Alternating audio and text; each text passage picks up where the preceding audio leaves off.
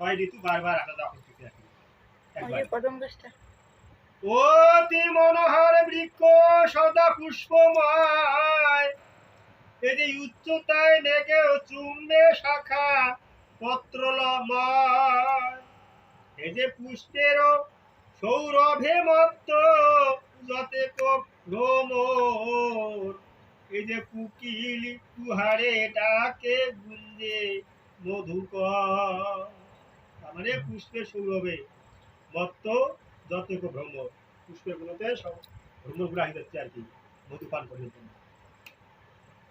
এই যে ময়ূর করিছে নিত্য শাখা পরে বসি, অগণ্য প্রফুল্ল ফুল যেন বহু শশী,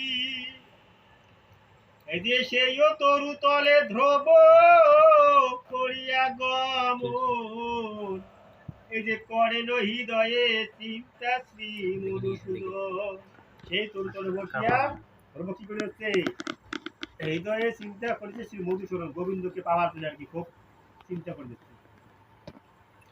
এই যে অসাধ্য সাধন করিয়া আশ্রয় বসিলেন তরু মূলে ধ্রুব মহাশয়। অসাধ্য সাধন, এই যে বয়সে বালক ধ্রুব জ্ঞানেতে প্রবীণ, এই আরম্ভিল ক্রমে ক্রমে সাধনা নবীন।